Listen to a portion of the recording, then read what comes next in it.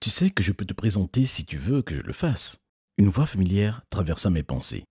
Je me suis retourné pour faire face à la personne qui parlait. Emma se tenait debout et me regardait avec une étincelle dans les yeux, son sac de sport en bandoulière sur son épaule.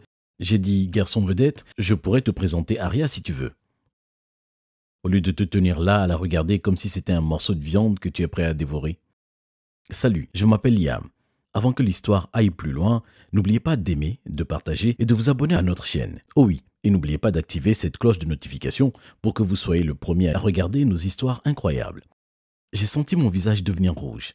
J'ai été plongé dans mes pensées en regardant Aria s'entraîner avec l'équipe de cheerleaders. Mais avant que je puisse répondre, Jerry, le capitaine de l'équipe, a fait irruption par les doubles portes du gymnase. Allons-nous simplement rester ici ou allons-nous nous entraîner? Nous avons un championnat junior à gagner, a dit Jerry en me faisant une clé de tête pour rire et en m'ébouriffant les cheveux. Jerry était mon meilleur ami depuis la 3e année. Il était également le meilleur nageur de notre équipe. En avant l'équipe! J'ai crié en suivant Jerry et le reste de mes coéquipiers dans la piscine. Allez Liam! J'ai entendu ma mère crier depuis les gradins. Je me suis mis en position à une extrémité de la piscine. Aujourd'hui, c'était le championnat national junior de natation mixte. C'était à moi de ramener le trophée à la maison. Le sifflet a retenti et j'ai sauté dans l'eau. J'ai touché le mur et j'ai poussé un soupir de soulagement alors que la course finale était terminée. J'ai regardé le tableau de bord avec inquiétude. Quelques secondes plus tard, la liste des noms et des scores était affichée. J'ai gagné la course en 59,23 secondes. Je suis sorti de la piscine et j'ai fêté ça avec mes coéquipiers. Félicitations l'équipe. L'entraîneur Carter, également mon père, a dit « Je dis que cela demande un peu d'air et de détente ce week-end. » Qu'en dites-vous? Oui, nous avons tous crié simultanément. Ce samedi-là, mes coéquipiers ont rencontré mon père et moi sur les quais. Ma famille possédait un yacht et mon père emmenait généralement l'équipe pour des sorties de pêche ou simplement pour se détendre après les compétitions. « Hé Jerry, peux-tu aider Liam à sortir le reste des collations et des boissons du plateau de la camionnette ?»« Bien sûr coach, dit Jerry en courant vers la camionnette. Alors je vois qu'Emma a invité Aria au voyage, a dit Jerry en me donnant un coup de coude. As-tu l'intention de l'inviter à sortir? J'ai regardé Aria qui bavardait avec Emma et les autres filles sur le rivage. Eh bien, ai-je dit et ma voix s'éteignit. Mec, tu regardes Aria depuis 2 ans. 2 ans! Tu ferais mieux de faire un truc rapidement avant que je le fasse pour toi, a dit Jerry en plaisantant. La mer calme et l'air frais en ont fait une excellente journée pour une sortie de pêche. N'oubliez pas de mettre vos gilets de sauvetage, a dit mon père alors qu'il dirigeait le bateau vers la mer après que tout le monde soit monté et installé. Mon père a perdu son oncle à la mer et cela a augmenté son respect pour des eaux libres. Il disait que même s'il était bon nageur, il était important d'être en sécurité. Je suis entré dans la cabine, j'ai récupéré les gilets de sauvetage et je les ai distribués à mes amis qui étaient sur le pont. Nous étions 9 à bord ce jour-là. Jerry, Angelo, Brendan, Aria, Emma, Chelsea, Savannah, mon père et moi. Je n'ai pas besoin d'un gilet de sauvetage, dit Jerry d'un air suffisant alors que je lui entendais un. Je suis le meilleur nageur de l'équipe. Oui, le meilleur nageur avec une épaule blessée. Ne sois pas idiot, Jerry. Prends le gilet de sauvetage, dit sévèrement Emma. Qui va m'obliger? Toi, maman? A demandé Jerry. Ai-je oublié de mentionner qu'Emma et Jerry sont frères et sœurs? Jerry, tu sais ce que mon père pense sur le fait que nous portons ces gilets, alors prends juste le gilet. Et je dis en poussant la veste contre sa poitrine. Jerry prit la veste et la jeta dans l'océan. Mais c'est quoi ce bazar, sifflai-je, ne voulant pas alerter mon père de ce qui venait de se passer. Tu es un vrai débile, tu le sais, Jerry, dit Emma en s'éloignant avec dégoût. Oublie-le, dit Aria, plaçant sa main sur mon épaule. C'est une si belle journée, profitons-en. J'ai souri et hoché la tête en accord, essayant de ne pas la laisser voir mes genoux tremblants. Aria et moi avons suivi Emma jusqu'à l'autre bout du yacht. Alors, qui est prêt à pêcher? A demandé mon père en sortant de la cabine sans savoir ce qui venait se passer. Aria et Savannah sont allés avec mon père. J'ai regardé de loin pendant qu'il les aidait à mettre la passe sur leur hameçon.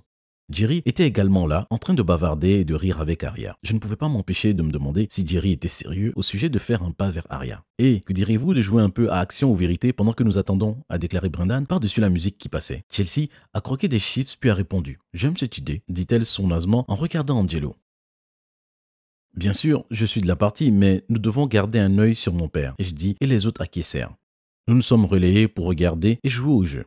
Quand Aria, Savannah et Jerry sont entrés dans la cabine, Angelo, Emma et moi avons décidé que c'était à notre tour de changer. « Ne t'inquiète pas, » murmura Emma, alors que nous marchions pour voir mon père. « Je suis sûr que tu auras un tour dans le jeu avec Aria. » Le temps était un peu plus frais qu'avant. Les nuages couvraient le soleil et la mer était un peu agitée. « Hé Liam, pourrais-tu apporter le prochain appât et quelques boissons supplémentaires pour nous? Merci, a dit mon père. Bien sûr, papa, pas de problème, ai-je dit. En entrant dans la cabine, je suis resté sous le choc en voyant mon meilleur ami et mon crush s'embrasser. J'ai senti la colère monter en moi. Sans un mot, je suis retourné sur le pont. Qu'est-ce qu'il y a? A demandé Emma, remarquant que je suis revenu avec aucun des trucs que mon père avait demandé. Rien, ai-je dit en regardant l'océan. Sans un autre mot, Emma se dirigea vers la cabine, récupéra les affaires et les remit à mon père. Quelques minutes après, les autres sont sortis de la cabine et nous ont rejoints sur le pont. Alors, qu'est-ce que notre meilleur pêcheur a attrapé aujourd'hui? A demandé Jerry en posant sa main sur mon épaule. J'ai enlevé sa main et je me suis concentré sur la pêche.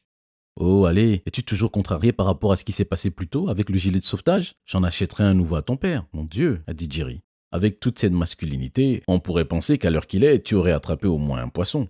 J'ai regardé autour de moi et j'ai remarqué qu'Aria et les autres regardaient. Je me sentais tellement gêné. Jerry pouvait parfois être un imbécile. Je pouvais sentir la rage bouillonner à l'intérieur de moi et je sentais mon poing se connecter avec la mâchoire de Jerry. Emma se précipita entre nous deux alors que Jerry recula. Mon père s'est précipité pour retenir Jerry. « Hé, qu'est-ce qui se passe avec vous deux ?» Mon père me regarda et continua furieusement. « Liam, tu sais que ce n'est pas comme ça que tu gères les désaccords. Pars et va te rafraîchir les idées dans la cabine. » Je suis parti en colère. Après m'être assis dans la cabine pendant quelques instants, j'ai entendu quelqu'un frapper à la porte. « Toc toc, puis-je entrer ?» a demandé Emma. « Ouais, pourquoi pas ?» ai-je dit. Aria m'a dit pourquoi tu étais bouleversé plus tôt. Je pense que c'est aussi la raison pour laquelle tu es si en colère contre Jerry. Mais tu sais qu'il jouait à un jeu, pas vrai? A-t-elle demandé doucement, prenant ma main dans la sienne. Eh bien, je suppose. Mais cela n'a pas rendu les choses plus faciles à regarder, ai-je soupiré. Peut-être que je pourrais faire quelque chose pour te remonter le moral, a dit Emma. Avant que je sache ce qui se passait, les lèvres d'Emma étaient posées sur les miennes. Elle s'écarta, sourit et sortit de la cabine. J'étais à peine capable de comprendre ce qui venait de se passer quand j'ai entendu mon père crier mon nom. Je suis sorti de la cabine. Le ciel était maintenant sombre et les vagues ont commencé à monter. J'ai été étonné de voir le changement radical du temps. « Mettons-nous tous dans la cabine, je vais aller transmettre nos coordonnées par radio. » Mes amis et moi étions tous rassemblés pendant que mon père utilisait la radio dans la cabine. « Tout le monde devrait porter son gilet de sauvetage, » a déclaré mon père en sortant de la cabine. Ses yeux se posèrent sur Jerry. « Jerry, ton gilet de sauvetage, maintenant !» a demandé mon père. Des gouttes de pluie sont tombées sur nous alors que nous nous précipitions vers la cabine. Le yacht se balançait lentement, puis peu à peu, le balancement augmentait. La mer a commencé à piquer une colère en gonflant et en s'insinuant dans le yacht. « Tout le monde dans la cabine, allons-y !» a ordonné mon père. Nous sommes entrés dans la cabine et mon père a pris le volant. « Fermez les fenêtres et les portes !» a crié mon père derrière lui. Il a démarré le moteur et nous nous sommes lentement dirigés vers le rivage. Nous nous balancions d'avant en arrière, pendant que mon père essayait de manœuvrer à travers les vagues en colère. « Je pense que je vais être malade », dit Aria en plaçant sa main sur sa bouche et en se penchant. Juste à ce moment, le yacht tomba sur le côté. Mes amis et moi avons crié alors que nous tombions les uns sur les autres. Quelqu'un a dû laisser la porte ouverte car de l'eau s'est précipitée dans la cabine. Tout aussi vite que nous nous sommes renversés, nous étions à nouveau du bon côté. Même si mon cœur battait dans ma poitrine, j'ai poussé un soupir de soulagement. Cependant, ce fut de courte durée. « Où sont Aria et Jerry ?» a hurlé Emma frénétiquement. J'ai fait un comptage rapide des effectifs. Brendan était également porté disparu. « Homme à la mer! Homme à la mer !» ai-je crié. Mon père s'est précipité dans notre partie de la cabine. « Aria, Jerry et Brendan ne sont plus là !» ai-je crié. « Restez ici !» a crié mon père en se précipitant hors de la cabine. J'ai jeté un œil hors de la cabine alors que je le regardais déchirer son gilet de sauvetage et le tenir dans sa main, ses yeux cherchant frénétiquement l'eau. Je l'ai regardé plonger dans les grosses houles de l'océan. Je me suis précipité sur le pont, mon cœur dans ma main. « Papa !» ai-je crié. Quelques secondes plus tard, j'ai vu la tête de mon père se balancer au-dessus de l'eau. Il nageait vers quelqu'un. « Au secours! Au secours !» La voix de Jerry résonnait dans le vent hurlant. J'ai regardé autour de moi et je l'ai repéré. Mon père m'a dit de rester dans le yacht, mais je ne pouvais pas non plus laisser Jerry mourir. J'ai enlevé mon gilet de sauvetage et je l'ai enfilé dans un de mes bras comme mon père me l'a appris. Alors que j'étais à mi-chemin vers Jerry, j'ai entendu une autre voix m'appeler. C'était Aria. Je me suis retourné et j'ai vu sa tête se balancer au-dessus de l'eau. J'ai dû faire un choix et le faire vite. J'ai dû choisir entre mon meilleur ami et mon crush. Sans une seconde à perdre, j'ai nagé vers Aria. J'ai pensé qu'elle était plus éloignée du bateau et qu'elle n'était pas aussi forte que Jerry. Je suis arrivé à Aria et je lui ai jeté une extrémité du gilet de sauvetage pendant que je tenais l'autre extrémité. « Je vais vous aider à monter sur le bateau, compris ?» et je criais à Aria. Alors qu'Aria et moi, nous avons commencé à nager vers le yacht, une vague nous a submergés et nous sommes tous les deux tombés sous l'eau. Je me sentais tomber dans l'eau et inhaler de l'eau de mer comme de l'oxygène. Juste au moment où je pensais que tout était fini, j'ai senti une main glisser sur ma poitrine et celle-ci m'a tiré vers la surface. J'ai toussé et bégayé alors que je luttais pour avoir de l'air frais pendant qu'on me tirait sur un bateau. Liam, ça va aller? Si ce n'est pas pour toi, Arya ne serait pas là, a dit mon père. Et pour Jerry, ai-je demandé en ouvrant lentement les yeux. Nous n'étions plus sur le yacht. Nous étions à bord d'un navire de la garde côtière. Ne t'inquiète pas, a dit mon père. Ils font tout ce qu'ils peuvent. Où est Jerry? Ai-je demandé à nouveau. Mon père avait l'air triste. Il a disparu. Je n'arrivais pas à le croire. Ça devait être un rêve, non? Cette nuit-là, Arya et Brandon sont restés à l'hôpital pendant que nous sommes rentrés chez nous. Mon père et moi sommes restés debout cette nuit-là, à feuilleter les chaînes dans l'espoir d'entendre quelque chose sur Jerry. Le lendemain, mon père et moi nous sommes allés à l'hôpital pour rendre visite à Arya et Brendan. Pendant que mon père rendait visite à Brendan, je suis allé voir Arya. J'ai frappé à la porte et l'ai ouverte lentement. Puis-je entrer? Ai-je demandé avec hésitation. Arya sourit. Bien sûr. Comment te sens-tu? Ai-je demandé en marchant vers son chevet. Vivante, grâce à toi, a-t-elle souri. Puis elle m'a demandé sinistrement. Un mot sur Jerry? Je secouai la tête, par peur de répondre, car je pouvais sentir que j'avais les larmes aux yeux. Un coup à la porte a interrompu notre conversation. Un homme de grande taille avec un bouquet de fleurs entra et se dirigea droit vers Arya. Il l'embrassa sur la bouche et lui tendit le bouquet de fleurs. Quoi? Me suis-je demandé. J'aurais aimé pouvoir disparaître à ce moment-là. Salut bébé, comment te sens-tu? A demandé le gars. Je me sens mieux maintenant que tu es ici, a déclaré Arya. Elle s'est tournée vers moi et a dit. C'est Liam, le gars qui m'a sauvé. Son petit ami s'est approché de moi et m'a serré la main. Merci, je ne sais pas ce que j'aurais fait si je l'avais perdu. Pas de problème, alors je vais aller voir Brendan et vous laisser tous les deux rattraper le temps. Et je dis en faisant signe de la main et en sortant de la pièce. J'étais littéralement au bout de ma vie. Ai-je sauvé Arya parce que j'avais un crush pour elle ou est-ce que je l'ai sauvée parce qu'elle n'était pas la bonne nageuse? Ai-je commis une erreur? Ai-je sauvé la mauvaise personne? Les jours suivants ont été de la torture. Ma mère et mon père ont essayé de me dire que ce n'était pas ma faute. Jerry aurait dû porter son gilet de sauvetage et cela aurait pu le sauver. Jerry a fait son choix et malheureusement ça lui a coûté très cher. Si tel est le cas, pourquoi je me sens comme un perdant? Nous avons finalement appris que le corps de Jerry s'était finalement échoué. En entrant dans l'église pour les funérailles, je me suis demandé si tout le monde me blâmait pour la mort de Jerry. Je n'avais pas revu Emma depuis l'incident et je me demandais même si elle allait me parler. Je me suis dirigé vers le devant de l'église où le corps de Jerry était exposé. Il avait l'air de dormir. Il avait l'air paisible. « Je suis désolé, Jerry », ai-je murmuré. Soudain, les yeux de Jerry s'ouvrirent. J'ai crié et je suis tombé en arrière. Si vous souhaitez entendre le reste de l'histoire, aimez, partagez et abonnez-vous. Et donnez à cette vidéo 50 000 j'aime. Randy a demandé « Salut Talia, comment a été la fête hier soir ?» Elle a ajouté en frappant les livres de ma main. « Oh, tu n'y étais pas? Ah, c'est vrai, c'est parce que je ne traîne pas avec des losers. Mais devine qui était là? Reynaldo, mon futur petit copain. » Puis elle est partie en ricanant avec ses amis. Bonjour, je m'appelle Talia. N'oubliez pas d'aimer, de partager et de vous inscrire à notre chaîne. Ah oui, et n'oubliez pas d'activer les notifications pour recevoir ces magnifiques histoires en premier. Si vous le faites, vous trouverez la personne de vos rêves. Vous pouvez trouver que toutes les filles méchantes seraient restées au lycée, mais non, certaines d'entre elles vous suivent aussi à l'université. J'étais impatiente d'être aux vacances d'été pour pouvoir éviter Randy. Je savais déjà ce que je voulais faire pour passer le temps. Alors que je scrollais sur mes réseaux sociaux, j'ai découvert cette nouvelle série de télé-réalité, Island Troopers, qui était enregistrée quelque part sur les îles du Sud-Pacifique. Ça ne serait pas romantique d'être coincé sur une île avec Reynaldo Castagne? Vous vous demandez qui est Reynaldo? Seulement le plus beau aventureux et capitaine de troupe des Louveteaux que mon frère Davian n'avait jamais eu. Une après-midi avant de récupérer mon frère juste avant une rencontre, je suis allée dans la salle de bain et quand je suis ressortie, il y avait Randy appuyé contre la porte. Elle a dit d'un air colérique « Tu penses vraiment avoir une chance avec Reynaldo ?» Randy était aussi une capitaine de troupe. J'ai dit d'un ton froid « Bouge de là !» Randy a alors répondu en mettant ses mains sur ses hanches. « Et qui va m'y forcer ?» Alors que je marchais vers Randy avec mes poings serrés, la porte de la salle de bain s'est ouverte. Madame Walker, la présidente des Louveteaux, a dit « Oh, tu es là, Randy. J'ai besoin de toi pour finir le planning de notre retrait pendant les vacances d'été. » Randy a répondu avec un air innocent « Bien sûr, Madame Walker. » J'ai regardé Randy se retourner et suivre Madame Walker. Finalement, j'ai trouvé mon petit frère et Reynaldo était aussi là en train de dire au revoir aux enfants des Louveteaux. J'ai tout de suite senti mes jambes me lâcher. J'ai dit nerveusement « Hé, Reynaldo, tu as déjà entendu parler de Island Troopers ?»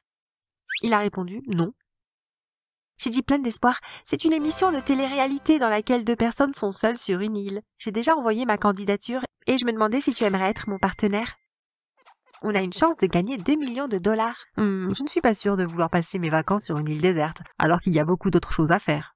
Mais ça ne serait pas une belle histoire de revenir pour raconter l'histoire à ta troupe? Comment vous avez survécu sur une île et comment vous avez mis votre entraînement de scout à l'épreuve? Je pense que les garçons seront très impressionnés. N'est-ce pas, Derrick? J'ai tourné autour de mon petit frère qui hocha la tête avec enthousiasme. Je pouvais voir Reynaldo réfléchir pendant qu'il essayait de peser le pour et le contre. Reynaldo a dit en souriant « Ok, je le ferai ». Il m'a donné son numéro et m'a dit de lui envoyer toutes les informations. On s'est dit au revoir et on a quitté le parking. Je me suis dit « Maintenant, il me reste plus qu'à convaincre mes parents ». Cette nuit-là, pendant le dîner, j'ai abordé sans détour le fait que je voulais passer l'été sur une île déserte avec un ami. J'ai dit à mes parents « Réfléchissez-y, je pourrais gagner 1 million de dollars, ce qui voudrait dire que je pourrais payer mes frais d'études universitaires. Qui tu irais sur cette île ?» Et avec mon frère a répondu en faisant des bruits avec sa bouche « Elle y va avec Reynaldo !» Mon père a alors dit en tapant la table du poing « Il en est hors de question !»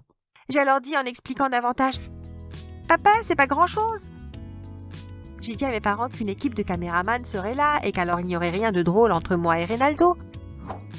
Ce que je ne leur ai pas dit, c'est que le staff serait autour de nous, que pendant quelques heures par jour. Je leur ai aussi assuré que si je voulais arrêter en plein milieu, je serais autorisée à partir et rentrer chez moi. Mes parents m'ont dit qu'ils allaient y réfléchir et puis ils ont changé de sujet.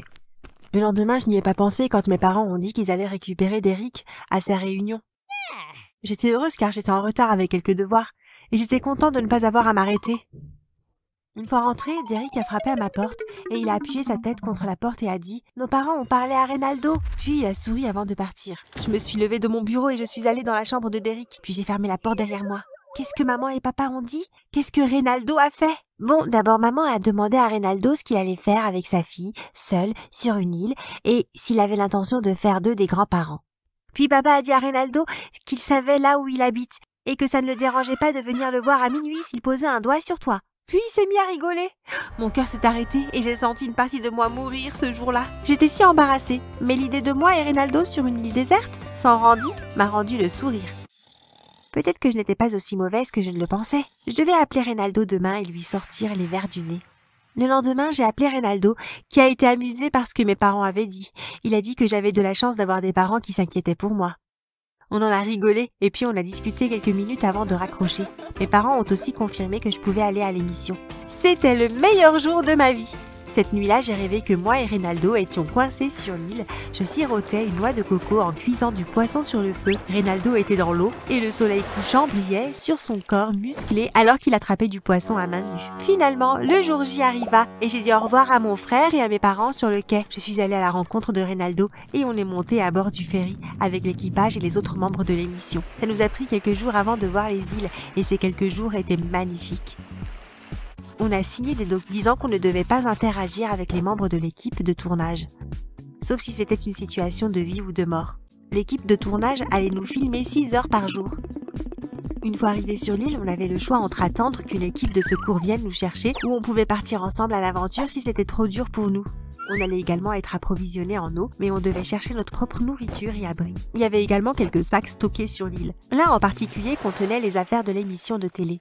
Le ferry a accosté à chaque île et le directeur a appelé les noms de chaque équipe pour descendre. Moi et Reynaldo étions la dernière équipe à descendre du ferry. Il nous a fallu une dizaine de minutes à la nage pour arriver sur l'île. Je me suis traînée sur l'île et je me suis allongée sur le sable chaud. C'était les 10 plus longues minutes de ma vie. Après s'être reposé quelques minutes, on a pensé qu'on avait besoin de trouver des sacs à dos pour voir si on pouvait en avoir besoin, ainsi que le sac à dos de survie. Après avoir cherché un moment, on a trouvé un sac à dos. Il appartenait à un homme, mais je m'en foutais. J'avais juste besoin de changer mes vêtements mouillés dans lesquels j'étais. Dans le sac à dos, il y avait aussi un paquet de chocolat. Je n'ai jamais autant aimé les chocolats. Après cette baignade, j'étais affamée. On a trouvé un sac. Je pensais qu'on devrait aussi trouver un abri et puis chercher à manger. Reynaldo a dit oui de la tête. Il a balancé le sac de son épaule et on a commencé à chercher un abri. Heureusement, on a trouvé une petite cabane en bois qui n'était pas trop loin d'un ruisseau. Le toit de la cabane devait être réparé, mais ça allait le faire. On espérait juste qu'il ne pleuve pas. L'équipage nous a suivis depuis notre arrivée sur l'île. Une fois la journée terminée pour eux et qu'ils nous ont dit qu'on les reverrait que demain, je me suis sentie soulagée. Dès que l'équipe de tournage est partie, Reynaldo s'est plaint d'avoir trop chaud et il a dit qu'il serait à l'intérieur de la cabane pour se reposer et que si j'avais besoin de lui, c'est là qu'il serait. J'ai haussé les épaules et je suis sortie de la cabane. J'ai décidé de visiter un peu l'île, toute seule. Ma première mission a été de localiser le sac de survie que l'équipe avait caché. J'ai marché plus loin dans la zone boisée de l'île en m'assurant de garder un œil sur la façon de revenir. Les rayons du soleil passaient à travers les arbres et tout à coup, j'ai vu une tache sombre. J'ai levé les yeux et j'ai repéré un sac noir dans les arbres. J'ai escaladé l'arbre et j'ai tout de suite senti ma peau être envahie de fourmis. J'ai dit d'un air sarcastique: « Oh super, cet arbre est plein de fourmis !» J'ai pris le sac ainsi que quelques morsures. Je l'ai mis sur mon épaule et je suis descendue. J'ai pris une boîte de thon une fois au sol et je l'ai mangée rapidement. Je me suis demandé, est-ce que je dois ramener le sac au camp? J'y ai longuement réfléchi et finalement je n'allais pas le prendre. Mais j'ai pris quelques nécessités que je pensais nécessaires à notre survie. J'ai aussi trouvé un endroit plus approprié pour mettre le sac. Le temps que je retourne à la cabane, Reynaldo était debout. Reynaldo m'a alors demandé avec un sourcil levé: « Tu étais où ?» J'ai répondu d'un air ennuyé: « Pendant que l'un d'entre nous a pu se reposer, j'ai décidé d'aller me préparer pour être sûr d'avoir une chance de gagner cette aventure. » J'ai repris ma respiration et j'ai ajouté: « Écoute, pour qu'on soit sûr de gagner, on doit travailler ensemble. » J'ai réussi à trouver quelques trucs qui étaient dispersés entre les arbres. J'ai montré à Reynaldo les trucs que j'avais ramenés, mais au lieu de dire merci, il a soufflé sans rien dire. Reynaldo est sorti de la cabane et s'est dirigé vers la zone boisée. Quelques secondes après que Reynaldo soit parti, j'ai entendu un cri. Mon cœur battait la chamade. Alors que j'ai couru hors de la cabane en direction du cri, j'ai vu Reynaldo qui avait l'air d'avoir vu un fantôme. Je lui ai demandé une fois arrivé à son niveau: « Reynaldo, qu'est-ce qui se passe ?» Reynaldo a dit d'un ton glacial: « J'ai vu un serpent. Je déteste les serpents. » J'ai dit d'un air choqué: « Quoi ?» Ouais, j'ai bien entendu ce qu'il a dit. Mais je n'arrivais pas à y croire. Je lui ai demandé en le regardant d'un air perplexe: « Tu viens sur une île déserte et tu as peur des serpents? Qu'est-ce que tu pensais trouver ici? Des lapins et des licornes ?» Cette nuit-là, je suis allée au lit avec l'espoir que les jours suivants seraient meilleurs que notre premier jour. J'avais tort. Reynaldo se plaignait de tout. Il faisait trop chaud, les poissons étaient trop petits, il y avait trop de moustiques. Reynaldo se plaignait davantage plus que ce qu'il m'aidait à faire les choses. Et en plus, il s'est tordu la cheville en essayant d'attraper des noix de coco dans un des arbres proches de la côte. Cette idée de partir à l'aventure avec Reynaldo et de s'amuser ensemble a été rapidement balayée d'un coup de vent. Ce n'était pas romantique, comme je le voulais. Bien sûr, il jouait bien son rôle en face de la caméra. Mais une fois seul, le vrai Reynaldo apparaissait, comme s'il avait deux personnalités différentes. Un matin, je ne pouvais simplement plus accepter la mauvaise attitude de Reynaldo et j'ai décidé d'aller me changer les idées à l'extérieur. Après avoir marché un moment loin de la cabane, j'ai vu que j'avais oublié mon couteau et je suis donc revenue sur mes pas pour le récupérer. Alors que je m'approchais de la cabane, j'ai vu Reynaldo en sortir et marcher bien sur ses deux pieds. Je l'ai suivi et je l'ai regardé courir vers l'océan et plonger. J'étais furieuse. Ce petit arnaqueur, il faisait semblant d'avoir mal à la cheville. Il me laissait m'occuper de la pêche et il me laissait même réparer la cabane toute seule. Bon, voyons voir ce que ce petit arnaqueur va manger aujourd'hui. J'ai décidé de ne pas retourner à la cabane avant la tombée de la nuit, vu qu'il y avait encore quelques boîtes de nourriture dans le sac de survie. Aujourd'hui, j'allais simplement me prélasser près d'un cours d'eau et me relaxer. La nuit tombée, je suis retournée à la cabane. Alors que je me grattais l'arrière de la tête pour entrer dans mon rôle, j'ai dit « Salut, y a quelqu'un ?» J'ai vu Reynaldo sortir de la cabane en boitant. Il a dit « Talia, tu étais où? Je meurs de faim !» J'ai dit avec une voix traînante « Est-ce que je te connais? Où suis-je? La dernière chose que je me souviens était que je marchais près de l'eau. J'ai dû glisser et tomber à l'eau. Quand je me suis réveillée, j'ai suivi le chemin jusqu'ici. » Reynaldo m'a dit comment on est arrivé sur l'île. Il m'a aussi donné sa version de ce qui s'était passé depuis notre arrivée sur l'île, tout en disant qu'il m'avait sauvé d'un serpent et qu'il avait tordu sa cheville en même temps. J'ai tout gardé à l'intérieur de moi pour pas éveiller les soupçons. Alors qu'il inventait son histoire. Puis il a dit quelque chose qui m'a choquée. Reynaldo a soufflé. Mon copain m'avait bien dit que c'était une mauvaise idée. Ça m'a profondément choquée. Tu as un copain? Il a dit ouais, pourquoi? J'ai ravalé ma salive et j'ai dit « Il y a un moyen de quitter l'île ?» Le lendemain, Reynaldo a parlé à l'équipe de tournage. On n'a pas attendu longtemps avant qu'un bateau vienne nous chercher pour nous ramener chez nous. J'avais l'impression d'avoir gâché les dernières 40 jours de ma vie. Je n'ai plus ramené mon frère à une réunion depuis et avant de tomber amoureuse de quelqu'un la prochaine fois, j'ai décidé que je ferais quelques recherches avant de faire quoi que ce soit. Alors que je lui tendais des clés de sa nouvelle Mercedes, Kaylee a crié de joie « Oh, merci Dexter !» Maintenant, je sais que vous pensez offrir une voiture à votre croche, c'est un peu trop. Mais si ça la fait m'aimer, alors je suis prête à tout faire. Bonjour, je m'appelle Dexter. Mettez un pouce bleu sous la vidéo et abonnez-vous à notre chaîne. N'oubliez pas d'activer les notifications aussi pour voir toutes nos nouvelles vidéos. J'ai rencontré Kylie quand son père, M. Clark, a dit pendant une de nos conférences qu'il voulait que Kylie apprenne les rouages de l'entreprise. Kylie avait la réputation de toujours être sous les projecteurs avec ses nouveaux petits amis et chaque week-end, elle était dans un pays différent. M. Clark savait que si elle continuait ses bêtises, ça risquerait de nuire à son entreprise. M. Clark a dit en regardant dans ma direction: Monsieur Hall, Kylie serait la nouvelle directrice du service de comptabilité. Vous vous adresserez directement à elle à partir d'aujourd'hui. Kylie n'était pas une femme normale. Elle avait le corps d'un mannequin. Elle était toujours à la mode. Elle conduisait les derniers modèles de voitures et ses cheveux étaient toujours parfaitement propres, tout comme sa manucure. Je savais que si je voulais être avec elle depuis que je l'ai vue la première fois, mais je savais qu'elle ne sortirait jamais avec un mec comme moi. Je conduisais la même voiture que j'avais à l'université. Mon salaire n'était pas extraordinaire et ma garde-robe était remplie de costumes et de chaussures usées. Et ne parlons même pas de mes lunettes. Je savais que si je voulais avoir une chance avec Kylie, je devais lui sortir le grand jeu. Après le travail, je suis allé au centre commercial, récupérer des lentilles de contact et m'acheter une toute nouvelle garde-robe. J'avais même échangé ma vieille voiture contre une nouvelle. Mes parents m'encourageaient toujours à mettre de l'argent de côté et vu que je ne sortais avec personne, j'avais pu économiser pas mal pendant des années. Le lendemain, mes collègues ont tout de suite vu que j'avais changé et j'avais reçu plusieurs messages de collègues de la gente féminine avec leur numéro de téléphone, mais mes yeux étaient seulement pour Kylie. J'imaginais déjà Kylie perdre pied grâce à mon charme et qu'on s'en lasserait en regardant Netflix le week-end. Alors que l'anniversaire de Kylie arrivait à grands pas, je savais que je devais lui trouver le parfait cadeau qui mettrait toutes les chances de mon côté. Les jours suivants, Kylie m'a parlé environ 2 fois.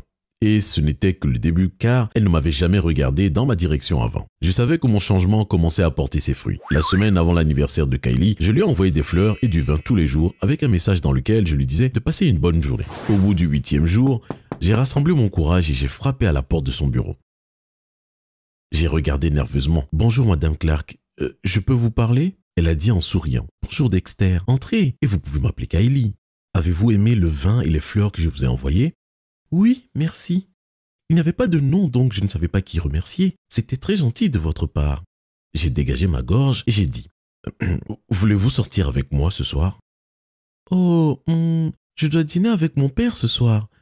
Mais peut-être un autre soir. » J'ai dit oui de la tête et je suis sorti du bureau le cœur serré. Le reste de la journée, j'ai réfléchi à un cadeau qui pourrait lui faire dire oui la prochaine fois que je demanderais de sortir avec moi. À la fin de la journée, je savais exactement ce que j'allais prendre à Kylie et cette fois-ci, elle n'allait pas pouvoir refuser. J'ai travaillé tard ce soir-là et alors que je quittais mon bureau, j'ai entendu Kylie se disputer dans son bureau avec M. Clark. Kylie a dit « Papa, les chiffres ne s'additionnent pas !» M. Clark a répondu « Écoute, je t'ai fait entrer dans l'entreprise pour équilibrer les affaires. D'où est-ce que je suis censé tirer des chiffres? De nulle part? Qu'est-ce que tu caches, papa? Tu dois t'occuper de ça. » Je me suis glissé dans l'un des bureaux d'à côté, puis je me suis faufilé sous le bureau quand j'ai vu M. Clark se diriger vers la porte. Je l'ai entendu refermer la porte, ce qui voulait dire que le chemin était libre. Je suis sorti du bureau sans trop réfléchir à ce que j'avais entendu. Mes seules pensées étaient de gagner le cœur de Kylie. J'ai pris mes économies et je lui ai acheté un cadeau que je lui ai donné à son anniversaire. J'ai frappé à la porte et je suis entré. J'ai dit en entrant avec un petit gâteau et une bougie. « Bonjour Kylie, joyeux anniversaire !» Kylie a dit en riant. « Oh, merci Dexter !» Vas-y, fais un vœu. J'ai regardé Kylie fermer ses yeux et souffler la bougie. J'ai alors ajouté en posant le petit gâteau sur son bureau. J'ai quelque chose pour toi, mais c'est à l'extérieur. Quoi à l'extérieur? Je lui ai dit en souriant. Je suis sûr que tu vas adorer. Suis-moi. Sans rien dire, Kylie m'a suivi en dehors du bâtiment. Il y avait une Mercedes noire avec un nœud autour. J'ai dit en pointant la voiture du doigt, c'est pour toi. Alors que je lui donnais les clés de sa nouvelle Mercedes, Kylie a dit folle de joie. « Oh, merci Dexter !»« J'ai réservé une table pour nous ce soir. Je peux venir te chercher à 19h ?» Elle m'a regardé perplexe et a dit « Excuse-moi, mais j'ai déjà prévu quelque chose ce soir. » Mon moral était au plus bas. Comment a-t-elle pu refuser mon offre après lui avoir offert une voiture? Je l'ai regardé monter dans la voiture et partir. J'ai décidé d'aller quand même au restaurant, car j'avais déjà payé. Mon cousin qui bossait au restaurant m'avait aidé pour avoir une réservation car c'est presque impossible d'avoir une table en réservant si tard. Pendant le dîner, j'ai vu Kylie marcher avec Michael Maguire, qui était le plus grand rival de notre entreprise. Mon père m'a toujours dit que quand une opportunité se présente, je devais en profiter et c'est ce que j'ai fait. Si Kylie ne voulait pas sortir d'elle-même avec moi, alors elle avait besoin d'un coup de pouce. Je savais qu'une fois qu'elle sortirait avec moi, elle verrait mes qualités. J'ai sorti mon téléphone et j'ai pris quelques photos et vidéos de Michael et Kylie. Après le dîner, je suis parti en ayant hâte d'aller au bureau le lendemain. Le lendemain, j'ai suivi Kylie dès que je l'ai vue entrer dans son bureau. Cette fois-ci, j'étais entré dans le bureau comme si c'était le mien. Kylie m'a alors demandé, l'air ennuyé par mon comportement, « Dexter, je peux t'aider ?» Je lui ai alors répondu en lui montrant mon téléphone. « J'aimerais qu'on se voit ce soir, mais avant de refuser, laisse-moi te montrer ça. » Je l'ai regardé alors que les larmes lui montaient aux yeux. J'ai poursuivi.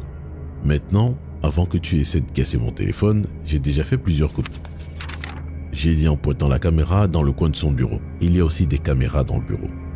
Tu ne voudrais pas que ton père se demande pourquoi tu détruis le téléphone d'un employé, n'est-ce pas? Elle a demandé froidement. Où est-ce que tu veux aller? Je lui ai dit de me rejoindre dans le même restaurant que la nuit dernière, car j'avais déjà dit à mon cousin de me garder une table pour deux. Elle a accepté de me rejoindre là-bas et je lui ai fait comprendre que si elle ne voulait pas, j'irais revendre ses vidéos et photos au plus offrant. J'ai attendu 30 minutes avant que Kylie ne se montre et quand je l'ai vue, elle avait avec elle une valise. Elle s'est assise et m'a regardé droit dans les yeux. Elle a dit d'un air furieux. Tu peux penser que ta petite technique dans le bureau était drôle. Cette valise est pour toi. Il y a 100 000 $. Si tu me recontactes ou tu m'approches, tu le regretteras. Puis elle s'est levée et est sortie du restaurant. Pendant le trajet jusqu'à chez moi, avec la valise sur le siège passager, je me sentais heureux d'avoir pu récupérer l'argent que j'avais dépensé pour Kylie. Je venais tout juste de sortir de la douche quand j'ai entendu quelqu'un frapper à la porte. C'était la police. Quand j'ai ouvert la porte, le détective Sanchez a ordonné à ses hommes de fouiller mon appartement. Ils m'ont montré des relevés comme quoi j'avais pris de l'argent à partir du compte de l'entreprise. Le total faisait 100 000 $. Le détective Sanchez a dit « Nous avons failli ne pas vous rattraper car les sommes étaient si petites, mais nous avons un appel anonyme hier soir qui nous a aidé à tout éclaircir. » J'ai dit en regardant les relevés. « Je n'ai aucune idée de quoi vous parlez. » C'est alors qu'un des policiers a pris la valise. Le policier a alors dit en l'ouvrant « Regardez ça !» Le détective Sanchez a alors dit « Alors, vous ne savez pas de quoi il s'agit. J'ai reçu cet argent de la part de Kylie Clark hier. Emmenez-le, on a terminé ici. » Cette nuit-là, ma vie a totalement changé. Durant les mois suivants, mon nom et mon visage étaient sur tous les journaux. J'ai perdu mon boulot, j'ai dû retourner vivre chez mes parents car je ne pouvais plus payer mon loyer et j'ai payé les frais d'avocat avec le reste de mes économies. Je devais aussi payer ma propre caution car mes parents ne voulaient pas m'aider financièrement. Ils m'ont dit que je m'étais mis dans la merde et que je devais m'en sortir tout seul. Ils ont également dit que j'avais de la chance qu'ils m'aient ouvert la porte. Je savais que Kylie était derrière tout ça. Et si elle pensait que j'allais la laisser détruire ma vie, elle allait le regretter. Quelques soirs par semaine, je suis allé chez Kylie avec une caméra pour voir si je pouvais découvrir quelque chose. Il y avait un grand arbre abordant sa maison qui me cachait facilement la nuit. J'ai finalement eu ma chance quand Michael s'est montré chez Kylie. J'ai pris quelques photos et vidéos comme preuve. Ensuite, j'ai appelé mon cousin et lui ai demandé s'il pouvait avoir l'enregistrement de la nuit quand j'ai vu Kylie au restaurant. Ça a pris quelques jours à mon cousin, mais il a réussi à avoir l'enregistrement. Je me suis également dit que dans des moments désespérés, il faut utiliser des moyens désespérés. J'ai pris contact avec M. Clark et je lui ai dit tout ce que je savais et je lui ai envoyé les photos et les vidéos des preuves. Je veux que toutes les charges contre moi soient levées ou j'irai voir les médias avec ces preuves et je leur dirai que votre fille me fait du chantage. Je ne pense pas que vous voulez ce genre de mauvaise image pour votre entreprise, n'est-ce pas, M. Clark? M. Clark a accepté mon offre et il m'a dit qu'il me recontacterait quand toutes les charges auront été abandonnées. Quelques jours après, j'ai eu plusieurs entretiens d'embauche et quand je suis rentré chez mes parents, mon père a refusé de m'ouvrir la porte. J'ai dit « Papa, s'il te plaît, ouvre la porte !» Il a alors dit, pendant qu'il verrouillait la porte, « Tu n'es plus le bienvenu ici. » Je me suis assis sur le porche pendant des heures en me demandant pourquoi mes parents avaient changé de comportement.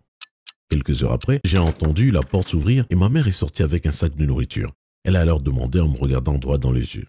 « As-tu fait ça ?»« Fait quoi, maman ?» Ma mère m'a donné son téléphone. « Il y a une vidéo que tu dois voir. Excuse-moi, Dexter. » Elle m'a embrassé sur la joue et je pouvais voir les larmes lui monter aux yeux. Elle est retournée à l'intérieur et je l'ai entendu verrouiller la porte derrière elle. Je me suis assis sur le porche en regardant le téléphone et j'ai vu la vidéo que ma mère me disait. J'ai repris ma respiration. La vidéo montrait un homme emballant un corps dans un tapis. Quand l'homme a regardé vers la caméra de sécurité, on dirait « dis-moi ». J'ai passé ma main dans mes cheveux. Quelqu'un m'accusait à tort. Je me suis dit « c'est pas vrai, c'est pas vrai ». L'autre vidéo sur le téléphone était une news. Le journaliste disait « On vient tout juste d'apprendre que Kylie Clark vient d'être assassinée. Le suspect est Dexter Hall. Il semblerait que Dexter Hall soit armé et dangereux. » Monsieur Clark passait aussi aux infos et donnait une interview. « Je viens de recevoir un appel de Monsieur Hall qui accusait Kylie de chantage. Si vous revenez 2 semaines en arrière, Monsieur Hall a été licencié car il volait l'argent de l'entreprise. C'était facile pour lui de le cacher car il travaille dans le service de comptabilité. Il pense que Kylie est responsable de son licenciement. Maintenant, ma pauvre fille est partie. » Monsieur Clark s'est effondré en larmes. La vidéo a coupé. C'est pas... J'en perdais les mots. J'ai entendu les sirènes hurler au loin et je savais que je devais m'éloigner le plus vite possible de mes parents. Je suis en cavale depuis maintenant 3 ans. Je n'ai pas été reconnu car je suis maintenant sans domicile fixe et que mes cheveux et ma barbe ont beaucoup poussé. J'aimerais pouvoir retourner en arrière quand j'ai rencontré Kylie. Je serais resté chez moi à compter les moutons un par un. Mon petit ami James revenait de la cuisine en portant un plat à tarte encore chaud dans ses mains. Il a dit « Et voilà ma chérie, je l'ai fait spécialement pour toi ». Je me suis retenue de faire la grimace. Je ne voulais pas d'autres tartes. Vous voyez, mon petit ami James a cette drôle d'obsession de toujours faire des tartes. Et je prétendais qu'elles étaient bonnes quand elles étaient dégoûtantes. J'ai répondu avec un faux enthousiasme « Oh, trop cool !» J'ai croqué un morceau de tarte, mais celle-ci était encore pire que d'habitude. Je n'ai jamais rien mangé d'aussi mauvais de toute ma vie. Je ne savais pas comment j'allais faire pour la finir. Je prenais un second morceau de tarte quand la douleur dans mon estomac se réveilla. J'étais pliée en deux. La douleur était insupportable. J'ai regardé James en pleurant. « Aide-moi, James !» Mais James est juste resté là à me regarder alors que je me suis évanouie. Avant que je continue, soyez sûrs d'aimer, de vous abonner et de cliquer sur le bouton des notifications. Sinon, vous risquez de devoir manger l'une des tartes dégoûtantes de James. Je me suis réveillée sans comprendre où j'étais. Je pouvais entendre des gens discuter et j'ai pu distinguer ce qui semblait être une infirmière à mes côtés. J'ai demandé « Où suis-je » Une voix a dit « Tout va bien ma chérie, tu vas t'en sortir ». J'ai regardé autour de moi et j'ai vu ma mère et mon père qui se tenaient là. Que s'est-il passé ? Ma mère et mon père m'ont dit qu'ils ont essayé de m'appeler, mais que je ne répondais pas au téléphone. Au bout d'un moment, ils se sont mis à s'inquiéter, alors ils sont venus chez moi. Ils m'ont trouvée inconsciente au sol. J'ai demandé « Est-ce que James était avec moi ?» Mon père a dit « Non, James était introuvable. » En fait, on ne l'a pas vu depuis des jours. Le docteur est entré dans la chambre et m'a dit que la tarte que j'avais mangée contenait du poison. J'ai dit « Quoi ? C'est complètement dingue. Comment aurait-il pu y avoir du poison dedans ? C'est mon copain James qui l'a fait pour moi. » Le docteur a regardé mes parents avec un regard étrange. J'ai dit « Je vais appeler James immédiatement. Il y a une explication à tout ça. J'en suis certaine. » J'ai appelé James, mais personne n'a décroché. Je me suis dit « C'est bizarre. Pourquoi est-ce que James m'abandonnerait-il ? Je l'appellerai à nouveau plus tard. Il doit être occupé par le travail pour le moment. » Ma mère a dit « Ok, on va te laisser te reposer pour le moment. » Ma mère et mon père ont quitté l'hôpital et j'ai essayé de dormir, mais je suis restée allongée à tourner encore et encore. Je ne pouvais pas m'arrêter de penser à ce qui venait de se passer. Soudainement, j'ai entendu du mouvement dans ma chambre. Grâce à la lumière qui passait par la fenêtre, je pouvais distinguer l'ombre de quelqu'un qui rampait au sol. C'était James. J'ai dit « James ? C'est bien toi ?» Il a dit « Comment peux-tu encore être en vie ? Le poison aurait dû te tuer. » De quoi tu parles ? Tu as vraiment essayé de m'empoisonner ? Oui. Pourquoi tu me ferais ça ? Je pensais que tu m'aimais. Son visage était déformé par la rage. Je n'avais jamais vu James comme ça. Il a dit « Je l'ai fait car tu as foutu ma vie en l'air. » Quoi ? Tout à coup, James s'est jeté sur moi comme s'il voulait me tuer. Je ne savais pas quoi faire. J'ai lancé un regard autour et j'ai vu le bouton pour appeler les infirmières à côté de mon lit. Je l'ai attrapé et j'ai appuyé dessus. Quelques secondes plus tard, les docteurs sont arrivés dans ma chambre en courant. Ils ont attrapé James et l'ont enlevé. Ils ont poussé James dans la salle de bain et ont fermé la porte. Un des docteurs a dit « Attendez ici, je vais appeler la police ». Lorsque la police est arrivée, les docteurs leur ont dit ce qu'avait fait James. Ils l'ont arrêté et l'ont emmené au poste. Quelques minutes plus tard, ma mère et mon père arrivaient en courant dans ma chambre. Mon père a dit « Le docteur nous a appelés et nous a dit de revenir. Que s'est-il passé ?»« James était là. Il a essayé de me tuer. » Mon père a dit « Ne t'inquiète pas. Tu es en sécurité maintenant. La police l'a arrêté et il est en prison. » Alors la porte s'est ouverte et le docteur est entré avec un regard inquiet. Il a dit « La police a appelé pour te prévenir. » Sur la route du poste de police, James a sauté de la voiture et s'est enfui. J'ai regardé mes parents. J'étais tellement effrayée. Mon père a dit « Ne t'inquiète pas ma chérie, on va te protéger. » Le jour suivant, j'ai pu sortir de l'hôpital. Mes parents m'ont ramené chez moi.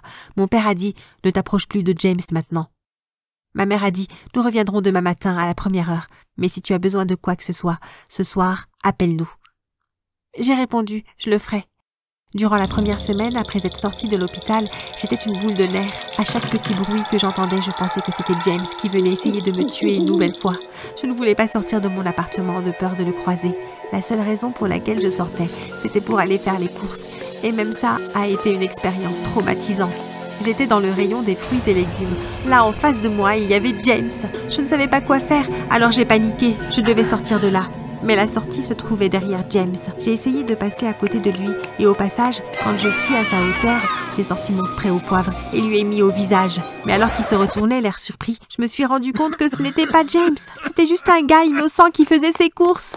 Le gérant du magasin est venu nous voir. Que se passe-t-il? L'homme a dit en pleurant de douleur. Elle vient de me mettre un spray au poivre au visage sans aucune raison. Il a demandé « Pourquoi vous avez fait ça ?» Je lui ai raconté comment James avait essayé de me tuer. Et j'ai dit « Il ressemble à James vu de dos. Je suis tellement désolée d'avoir fait ça. J'ai eu peur pour ma vie. » Heureusement, le monsieur était gentil et il s'est senti désolé pour moi. Il a dit au gérant « Ce n'est pas grave. Je ne vais pas porter plainte. Simplement, ne m'attaquez pas la prochaine fois que vous me voyez. » Je lui ai dit « Je vous le promets. » Je me suis dit « Je ne peux pas continuer à vivre comme ça. » Ce soir-là, j'étais assise sur le canapé en essayant de regarder la télé. Mais je ne faisais que penser à James. Notre relation était si parfaite qu'on était fait l'un pour l'autre. Je ne pouvais pas croire qu'il avait foutu tout ça en l'air. Je ne pouvais pas comprendre ce qui n'allait pas. C'est alors que j'ai pris ma décision. J'allais le voir pour le confronter. J'avais peur lorsque j'étais près de lui, mais je devais savoir pourquoi il voulait me tuer. Le problème était que je n'avais aucune idée de là où il était. La police m'avait dit qu'ils avaient fouillé sa maison et qu'ils étaient allés à son travail, mais il restait introuvable. Où pouvait-il bien être? C'est alors que je me suis souvenue du petit chalet dans les bois, où on avait l'habitude d'y aller en été. Je me demande s'il pourrait se cacher là-bas. J'ai décidé que j'irais et je verrais. J'étais tellement nerveuse alors que je marchais dans les bois en direction du chalet. Il faisait sombre et je pouvais à peine voir devant moi. Quelque chose a bougé dans les arbres, mais ce n'était qu'un oiseau. En m'approchant du chalet, je pouvais voir de la lumière au travers des fenêtres. Il y avait bel et bien quelqu'un. J'étais certaine que c'était James. J'ai ouvert la porte et je me suis faufilée à l'intérieur. En passant par la cuisine, j'ai attrapé un poêle. Si James me saute dessus à nouveau, alors je le frapperai à la tête. J'ai pensé James était assis sur une chaise à regarder la télévision. Quand il a remarqué ma présence, il a sauté sur ses pieds. « James, je veux juste te parler. Je veux juste savoir pourquoi tu as essayé de me tuer. » James a hésité, mais finalement, il s'est mis à dire en criant « Parce que je te déteste! Tu as volé tout ce que j'avais et tu as foutu ma vie en l'air !» Je lui ai demandé « De quoi tu parles? Je ne t'ai jamais rien volé. En fait, je n'ai jamais rien volé à personne. » Il a continué « Si, tu l'as fait et j'en ai la preuve. » « Quelle preuve? » J'ai les enregistrements des caméras de surveillance lorsque tu es entré par effraction chez moi. Il a sorti son téléphone et m'a montré une vidéo. Sur la vidéo, il y avait une fille qui me ressemblait. Elle dérobait tout ce qu'il y avait dans sa maison et le mettait dans un van. J'ai dit d'un air surpris « C'est vrai que ça me ressemble, mais je te jure que je n'ai jamais fait ça. Tu dois me croire. » Bien, si ce n'est pas toi, c'était qui alors? Je n'en ai aucune idée, mais montrons la vidéo à mes parents. Peut-être qu'ils pourront nous aider. Je sais que tu veux juste me faire arrêter à nouveau. La police va sûrement m'attendre devant la porte. J'ai dit « Je te jure, je ne vais pas leur laisser appeler la police. Je t'aime, James. Je ne veux pas qu'il t'arrive quelque chose. » Finalement, James a accepté d'aller chez mes parents. Quand nous sommes arrivés, mes parents ont eu l'air surpris de me voir avec James. Mon père a demandé « Qu'est-ce qu'il fiche ici ? Je croyais qu'on t'avait dit de rester loin de lui. » J'ai dit « C'est bon, il ne va pas m'attaquer. On veut juste que vous regardiez une vidéo que James a prise. » Nous avons montré la vidéo sur mon téléphone à mes parents. Lorsque la vidéo s'est terminée, ma mère et mon père se sont lancés un drôle de regard. Ma mère a dit « Je pense qu'on a une idée de qui cela peut être. » Mon père a dit « C'est Kara. » J'ai demandé « Qui est Kara ?» Mon père a dit « Tu devrais t'asseoir et on va tout expliquer. Nous devons te dire quelque chose qu'on aurait dû te dire il y a bien longtemps. » Mes parents m'ont expliqué qu'à ma naissance, ma mère avait eu des jumelles. Ils ne savaient pas qu'ils attendaient des jumelles, alors ils étaient un peu désorientés. Mon père a dit on n'avait pas assez d'argent pour nous occuper de 2 enfants, alors nous avons laissé Kara à l'adoption. Ma mère a dit la dernière chose que nous savons à son sujet, c'est qu'elle a été adoptée, mais nous ne savions pas où elle vivait. J'étais complètement déboussolée. J'ai regardé James pour voir ce qu'il en pensait. Il a dit « Oh bébé, je suis tellement désolée. Je n'arrive pas à croire que j'ai pu douter de toi. J'aurais dû savoir que jamais tu ne m'aurais volé quelque chose. Comment pourrais-tu me pardonner ?» Je ne savais pas quoi penser de James, mais je savais une chose. Je devais retrouver ma sœur jumelle. J'ai regardé ma mère et mon père. Nous devons trouver Cara et savoir pourquoi elle cambriole les gens. Mes parents ont appelé l'agence qui avait organisé l'adoption et leur ont dit qu'ils avaient besoin de l'adresse où vivait Cara. Au départ, ils étaient réticents à nous la donner. Mais après que mon père leur a dit que c'était une situation de vie ou de mort, ils ont fini par nous la donner. Tous les 4, nous sommes montés dans la voiture de mon père et nous sommes directement allés à l'adresse indiquée. En regardant autour, je n'arrivais pas à croire que ma sœur vivait ici. C'était un quartier sans avenir. Seulement les plus pauvres vivaient là. Les sans-abri dormaient devant les magasins. On a fini par s'arrêter devant une maison sale et délabrée. Ma mère, mon père et James ont pris les devants et sont allés frapper à la porte. La porte s'est ouverte et Cara était là à les observer. « Qui êtes-vous ? Que voulez-vous? Sortez d'ici ou je vais vous en mettre une !» Je suis sortie de ma cachette derrière mes parents. Cara m'a regardée et il y a eu un hoquet. Elle avait l'air surprise de voir son parfait reflet en face d'elle. Tandis que je marchais vers elle, elle s'est soudainement évanouie. On ne savait pas quoi faire. Ma jumelle était allongée par terre. C'était surréaliste pour moi de voir une parfaite copie de moi-même ici. Mon père l'a pris dans ses bras et l'a emmenée dans la maison. Lentement, elle s'est mise à ouvrir les yeux et elle m'a regardée. Elle a dit « Je ne comprends pas. Qui es-tu » Je lui ai expliqué que j'étais sa sœur jumelle et qu'elle avait été adoptée quand elle n'était qu'un bébé. Ma mère a dit « On ne savait pas que les conditions dans lesquelles tu vivais étaient aussi mauvaises. » Cara a demandé « Mais pourquoi êtes-vous venu me chercher ?» J'ai lancé un regard à James. Est-ce qu'il allait lui dire qu'elle lui avait volé ses affaires? James m'a souri. Il a dit « C'est bon, je pense que ce devait juste être une erreur de parcours. Je suis juste heureux que vous vous soyez retrouvés. » Je me suis dit, eh bien, il peut pardonner Cara de lui avoir volé ses affaires.